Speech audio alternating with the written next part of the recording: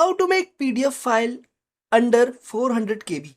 So as you can see, I have this PDF which is 1.85 MB.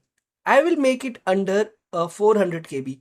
To do this, just go to your Chrome browser or Safari browser and search here pdf.looney.tools. Okay, search this and just click on this three line and optimize and extract section, and under optimize and extract section you will see PDF to KB. Just click on this, scroll down, choose file, choose your PDF file,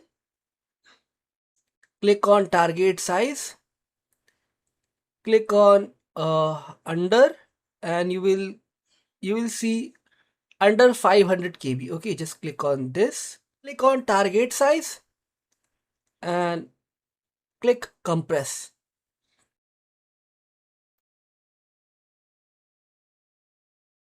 Now just click download.